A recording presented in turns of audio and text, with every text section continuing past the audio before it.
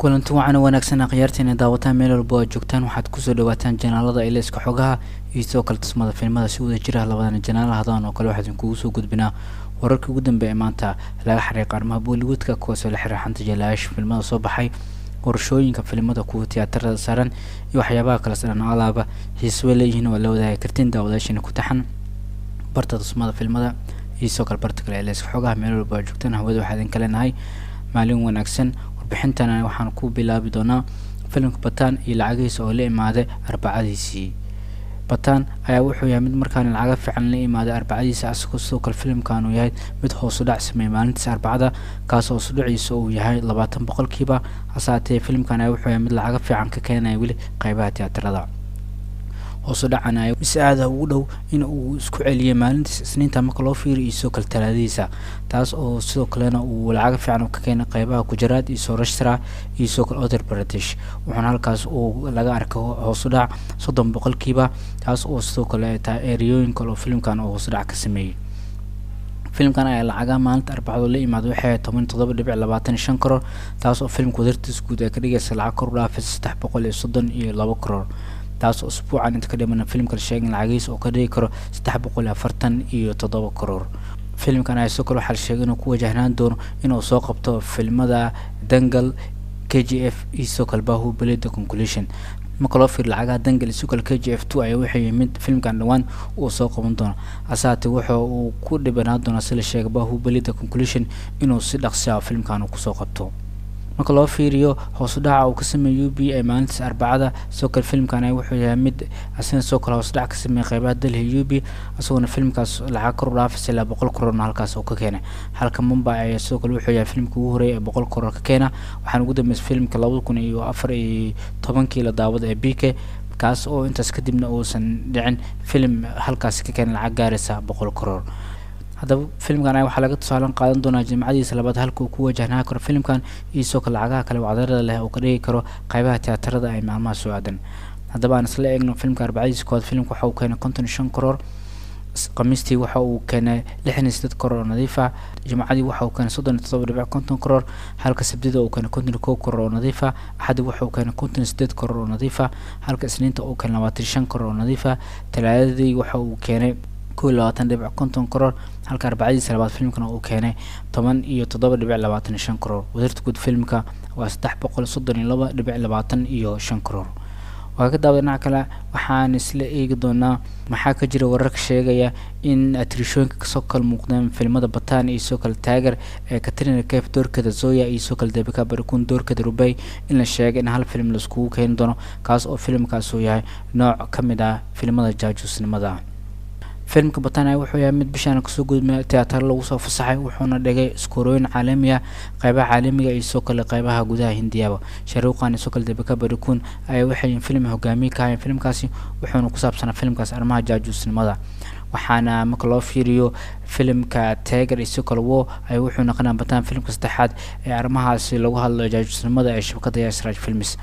waxaana filimkan Bataan oo ah Sharuqan oo hogaamiye ka ahaa halka Tiger oo ah Salman Khan oo ka ahaa hogaamiye waxaana soo kala daawadayaasha arkay in labadani la isku keenay hal film markaan ayaa waxa la qul dareenaya in Salman Khan soo kala Sharuqan atrishooyinka filmka la soo muuqdeen ee qaybta hogaamiyaasha kala ahaayeen ee Rubay iyo Deepika Padukone ee Bataan iyo soo kala Zoya Katrina Kaif ee Tiger in hal film la isku keen doono labadan wada shaqeyn dhaxmar doonto taas ayaa waxa arintaasi warbaahinta u sheegay film soo saaraha filmka Bataan kaas oo shabakada Benga Film la hadlay Salman Khan muuqaalkiisa gaar ah oo ku lahaa filimka Bataan ay waxa uu noqday mid dadka la yaabeen taageerayaasha jilaaga Sharuqan waxaana soo kala Deepika Padukone Katrina Kaif ay noqonaysaa markaan in si wadajir la isku wada keen doono iyadoo soo kala filimkaasi hogaamiye ay ka noqon doonto shabakada Yasraj Films waxaana soo kale haddii ay dhacdo in labadan la isku keen filimkaas ay noqon doonto mid markooda ugu horeysa filimka ka wada shaqeeyaan soo kalena ay yihiin kuwa taageerayaashooda baaxadda leh ee ku dhexleeyeen gudaha Hindiya ee soo dhaweeyaan oo loo film atrisho hogaamiye ka yihiin soo kale arrimaha jaajuusnimada lagu hadlayo ay tahay mid aan wali laga shaqeynin taas oo ay noqonayso in markaan la soo wada dhaweeyo waa ka daawaday waxaan dhinaca kale eegi doonaa ugu dambeyn Rocky Orani Ibrahim Kahani ayaa waxa la ogaaday xilliga filimkan la soo fasaxi doono Rocky Oranik Ibrahim Kahani ayaa wuxuu yahay mid markiis ugu horreysay loo astay in la daawado Febraayo 10keeda ee 2023 hase haatee film sameeyaasha ayaa dib u dhigay filmkan waxaana u rareen Abriil 28 si kastaba waxaana soo kale markaan lagu sameeyay isbedel kale waxaana filmkan ugu dambeyn lagu sameeyay in la joojiyay ama ba dib loo dhigay haatan ayaa film sameeyaashu waxa ay soo saareen xilli ugu dambeeyay filmkan la daawan doono filmkan xiisaha leh ayaa wuxuu yahay mid dib isku keeni doono Gully Boy jelayaasha ka soo muuqdeen Aaron Firsin iyo kale Caaliya Bad oo markale saashada waaweyn lagu wada arki doono taageerayaasha ayaa markan waxay isugu leeyeen filmka Rocky Oranik Ibrahim Kahani waxaan filmkan loo jadwalay in la daawado July 28 film sameeyaasha iyo kalena qolada filmka ka soo muuqanaysa ayaa waxa ku dhawaaqeen maanta filmkan ay xilliga la soo fasaxi doono oo ah 28 July ee sanadkan aan ku guda jirno waxaan soo kale soo raaciyeen kaarta kaas oo magaca filmka ay ku qoran tahay iyo kale xilliga filmkaasi la daawan doono filmkan ayaa markan waxa la ogeyn in ay ka bedeli doonaan jadwal kale loo sameyn doono saate markan waxay sheegeen in uu yahay filmka xilligan aan laga bedeli doonin filmkan hogaamiye waxa ka Aaron Firsin Caaliya Bad Shabana Azmi Jaya Bakshan iyo sidoo kale Jalaka Dharmendra wuxuuna film xiiso leh ee filmada sanadkan aad kala wada sugaya qaybka asagoo sidoo kale filmkan la wada suglayahay waaga daawada ugu dambeyn ayaa waxaan eegi doonaa Jilaaga Kartik Aryan ayaa filmkiisa Shahzada wuxuu yahay mid uu ku maamuus doono Jilaag uu taageero ee Salman Khan asagoo sidoo kale uu yahay mid markan filmkaas ku weyneyn doona Kartik Aryan ayaa wuxuu yahay mid markan wacdar ka dhaxdhigay qaybaha Bollywoodka wuxuuna noqday Jilaagan mid ku soo koray daawashada saddexda qaan ee Shah Rukh Khan Salman Khan iyo kale Aamir Khan waxaana Jilaagan uu yahay mid markan ku nool reediisa kaas oo inuu noqdo Jilaag canka sidoo kale guuleystay sida ay sameeyeen saddexda qaan